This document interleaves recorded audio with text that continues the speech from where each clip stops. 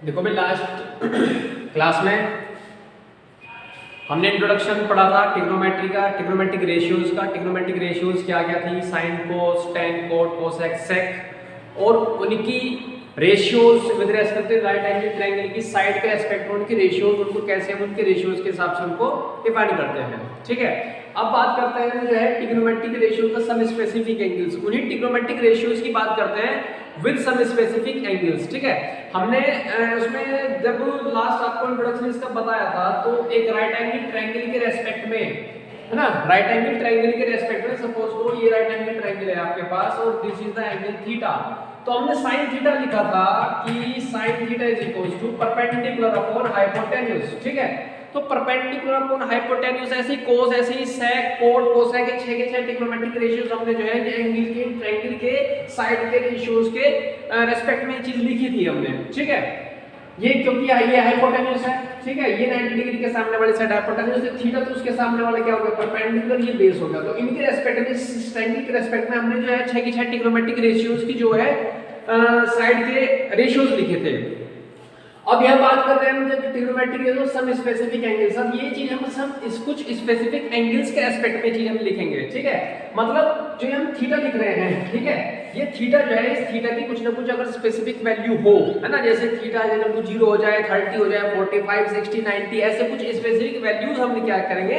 लिखेंगे इस थीटा की। ठीक है, तो सपोज करो यहाँ पे हम जो है थीटा क्या रख रहे हैं? यहाँ पे 45 रख रहे हैं। ठीक है, तो थीटा इज इक्वल टू 45। अगर थीटा क्या है? 45 है, तो ये जो राइट एंगल ट्रायंगल है ये 90 डिग्री है। A B C is a right angle triangle where angle C is equal to 45 degree. ठीक है, अगर मैं इस ट्रायंगल के लिए, वो ट्रायंगल ए बी सी, ठीक है, इस ट्रायंगल के लिए जिसका एंगल मैंने क्या लिया है? 45 लिया है, इस ट्रायंगल के लिए अगर मैं sign, cos, ten, cosec, coat ये सब लिखता हूं, ट्रिग्नोमेट्रिक रेशियोज लिखता हूं, तो देखो क्या क्या मेरे पास बनती है। ठीक है, ये हाइपोटेन्यूज है। ठीक है भाई, ये आपके पास परपेंडिकुलर हो गया, ये बेस हो गया।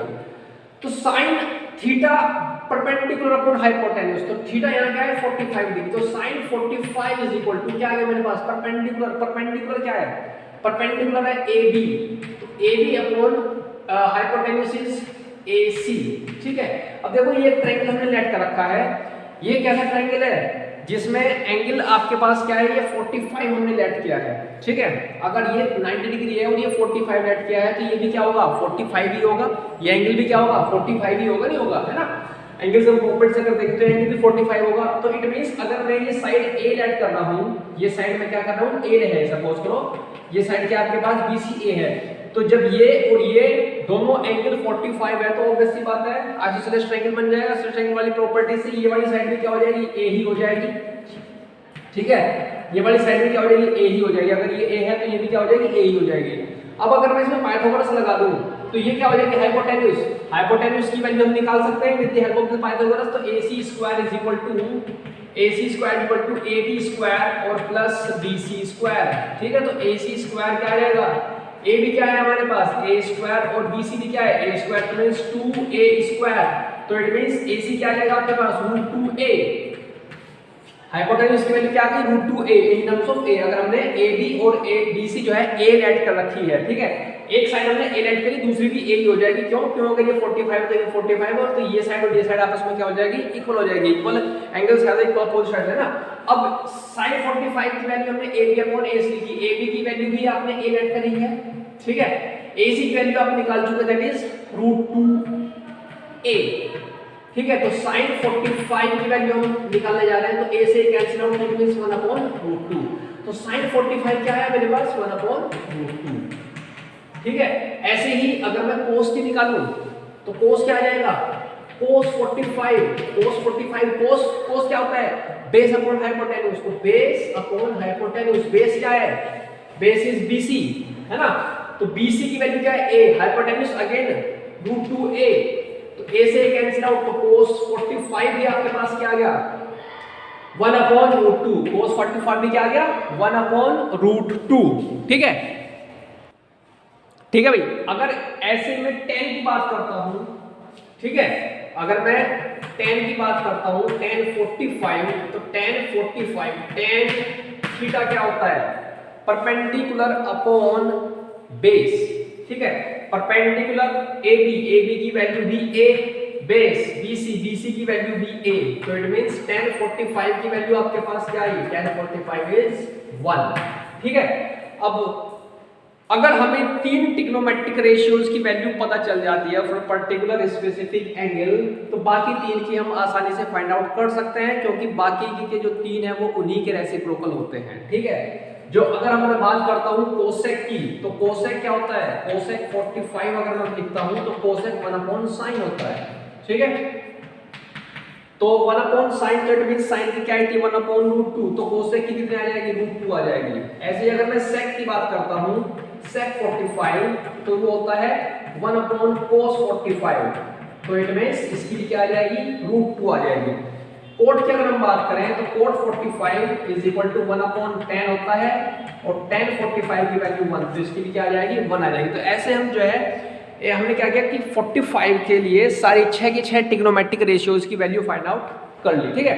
तो ऐसे ही हम कुछ और स्पेसिफिक एंगल है, जैसे 0 डिग्री की फाइंड आउट करेंगे, 30 की फाइंड आउट करेंगे, 45 की कर ली है, ऐसे 60 की करेंगे और 90 की करेंगे, ठीक है। फिलहाल इन्हीं एंगल से हम कंसर्न है इन क्लास 10th, तो इन स्पेसिफिक एंगल की जो स्पेसिफिक एंगल वर्ड लिखा हुआ है, तो स्पेसिफिक मतलब कि यही ये 0, 30, 45, 60 और 90 पे हम इन 6 के 6 ट्रिग्नोमेट्रिक रेशियोज की वैल्यू फाइंड आउट ऐसे कर ली है, ठीक है। तो जैसे हमने ऐसे 45 की फाइंड आउट की है, ऐसी और सबकी, तो इनकी कंसोलिडेटेड टेबल में मैं आपको बताता हूँ, सारी मैं फाइंड आउट नहीं कर रहा हूँ, एक कंसोलिडेटेड टेबल, क्योंकि हमें फाइंड आउट करना नहीं है, हमें उस टेबल पर चाहे वैल्यू हमें याद रखनी है, तो वो टेबल मैं आपको बना रहा हूँ, तो जिसको हम टेबल को देख के हम उनकी वैल्यू मेमोराइज कर सकते हैं। देखो साइन, कोस, टेन, 0, 30, 45, 60 और 90 इनकी वैल्यू हम लिख रहे हैं, ठीक है। एक टेबल बन जाएगी, तो हमें इस टेबल के थ्रू हर ट्रिग्नोमेट्रिक रेशियोज की वैल्यू पता चल जाएगी, नहीं लिखे ना। सपोज करो cos 30 के अगर मुझे देख रहे तो cos 30 की वैल्यू जो भी अभी आपने लिखेंगे है ना, और अगर इन तीन की हमें पता चलेगी तो उन्हीं इन तीनों के रेसिप्रोकल वो बाकी के तीन हमारे पास जो है वो ट्रिग्नोमेट्रिक रेशियो जो है कॉट, कोसेक और सेक जो है वो इन्हीं की रेसिप्रोकल होती है, ठीक है। तो जो इनका आएगा वो उसी का रेसिप्रोकल, उसकी वो वैल्यू हो जाएगी, उसको हम इन्हीं के बेस पे हम लिख देंगे, ठीक है। अब देखो इनको हमें क्या करना है, याद रखना है कि साइन 30 की वैल्यू क्या होगी, साइन 60 की वैल्यू क्या होगी, 45 की क्या होगी, नहीं वो याद रखना है। मैं आपको इस टेबल एक मेथड के थ्रू बनाना भी सिखा रहा हूँ कि कैसे आप उसको बना सकते हो, ठीक है। तो देखो शुरुआत में हमने क्या किया, 0, 1, 2, 3, 4 ऐसे लिख लिया, सबको अपॉन 4 कर दिया, अपॉन 4, अपॉन 4, अपॉन 4, सबका अंडर रूट कर दिया, ठीक है। ये करते हैं अंडर रूट, तो देखो 0 अपॉन समथिंग, तो 0 जो होगा ये आ गया 0, तो साइन 0 0 हो गया, ठीक है। ऐसे ही अगर आप इसको क्या निकालोगे 4 को रूट से बाहर निकालोगे तो 2 हो जाएगा, तो इट मींस 1/2। यहाँ इस 4 से इसको कैंसिल आउट करोगे तो इसकी वैल्यू क्या आएगी 1/√2, ठीक है। इसकी वैल्यू √3/2 और इसकी वैल्यू होगी 1, तो it means sin 0 0, sin 30 1/2, sin 45 अभी हमने निकाला था 1/√2, sin 60 √3/2 और sin 90 की वैल्यू 1, ठीक है। अब cos की वैल्यू लिखने के लिए इस साइड से इसको हम क्या करते हैं, उल्टा लिख देते हैं। पहले 1 लिख देंगे यहाँ पे, फिर √3/2 लिख देंगे यहाँ पे, फिर यहाँ ये तो इसी के नीचे आ जाएगा, फिर ये यहाँ आ जाएगी 1/2 और आ जाएगी यहाँ। तो अब आपके पास बन गई cos की वैल्यू 0, 30, 45 और 90 के लिए। cos 0 1, cos 30 √3/2, cos 45 1/√2, cos 60 1/2 और cos 90 0, ठीक है। अब देखो tan की भी हम इनकी एल्स निकाल लेते हैं, जो sin और cos होता है tan की हम इनकी एल्स निकालते हैं, क्योंकि tan जो होता है वो क्या होता है, tan थीटा जो होता है वो sin थीटा को cos थीटा ही होता है, ठीक है। ये चीज आप चेक कर सकते हो, tan थीटा क्या होता है sin theta upon cos theta. कैसे, sin थीटा आपने क्या लिखा था, sin theta perpendicular upon hypotenuse, cos theta base upon hypotenuse, ठीक है। अगर मैं इन दोनों को डिवाइड कर दूं तो क्या आ जाएगा, परपेंडिकुलर अपॉन बेस, तो ये कैंसिल आउट, तो क्या आ गया आपके पास p/3, परपेंडिकुलर अपॉन बेस, और परपेंडिकुलर अपॉन बेस के क्या होता है tan थीटा, तो tan थीटा क्या होता है sin theta upon cos theta. ऐसे अगर मैं cot थीटा लिखूं, क्योंकि cot क्या होता है tan का रेसिप्रोकल, तो वो हो जाता है cos theta upon sin theta, ठीक है। तो देखो आपने sin और cos की वैल्यू निकाल ली, अब tan कैसे निकाल सकते हो आप, साइन और अपॉन कोस, है ना, tan क्या हो जाएगा साइन अपॉन कोस। तो इनकी वैल्यू क्या कर दोगे आप, अपॉन में लिख दोगे, तो यहाँ से आपके पास tan की वैल्यू बढ़ती चली जाएगी, ठीक है, 0, 30, 45, 60 और 90 के लिए, ठीक है। तो देखो जरा, तो साइन अपॉन कोस, tan क्या होता है साइन अपॉन कोस, तो इट मींस 0/1, तो 0/1 0 ही हो गया। फिर tan 30 के लिए वही साइन अपॉन कोस, तो 1/2 और √3/2, ठीक है। तो कितना आ जाएगा, 2 से 2 कैंसिल आउट, तो 1/√3। tan 30 की वैल्यू कितनी होगी, 1/√3, 1/√1 1/√, तो 45 कितनी होगी 1, ठीक है। √3/2 और 1/2, 2 से 2 कैंसिल आउट, √3 ऊपर, तो sin 60 की वैल्यू क्या हो गई √3।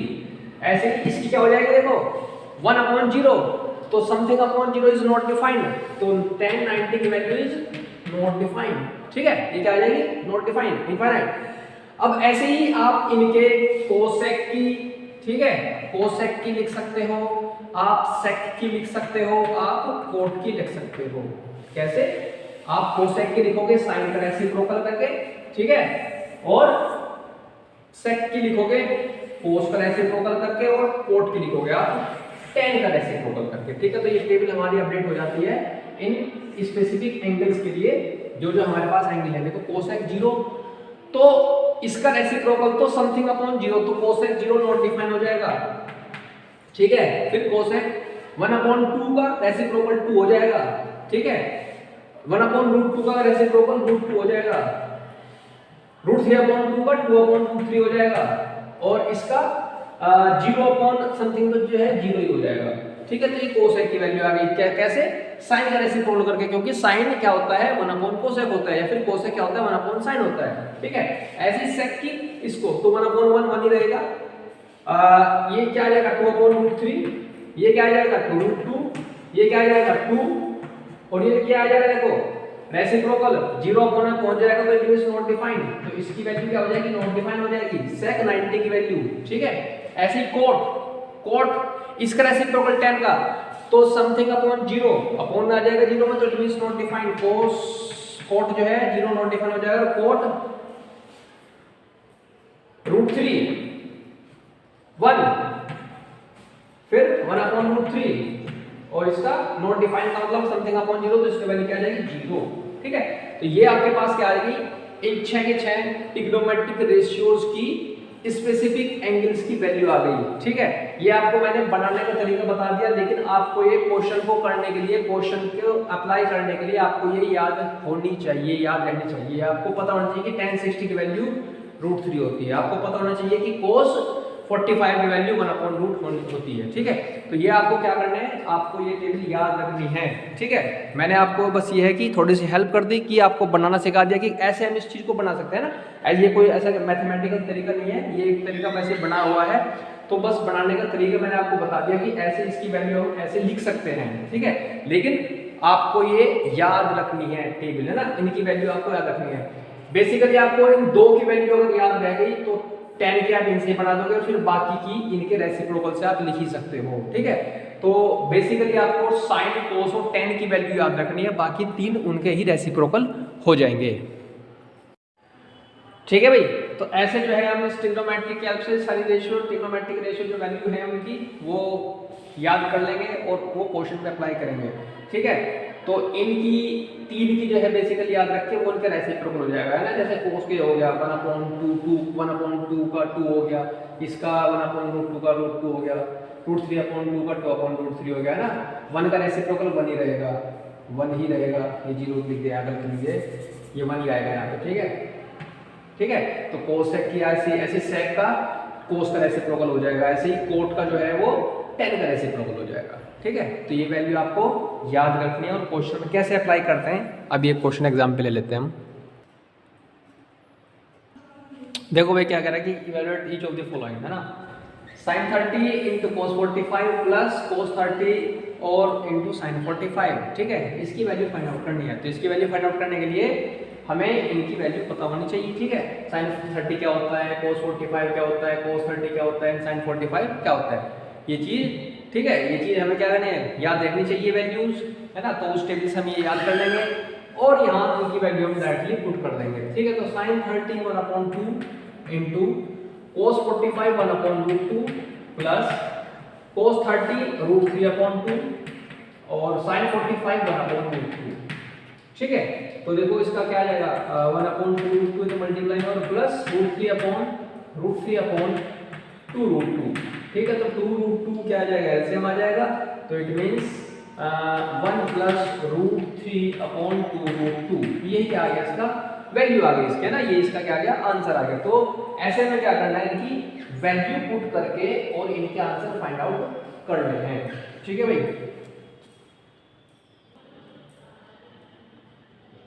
देखो भाई एक एग्जाम्पल और देख लेते हैं। कह रहा है कि tan square 60 plus 4 into cos square 45 plus 3 into sec square 30 और प्लस 5 इंटू कोस स्क्वायर 90 इसकी वैल्यू फाइंड आउट करनी है। ठीक है, तो इसकी वैल्यू भी फाइंड आउट हम ऐसे करेंगे, इनकी वैल्यू हमें पता होनी चाहिए।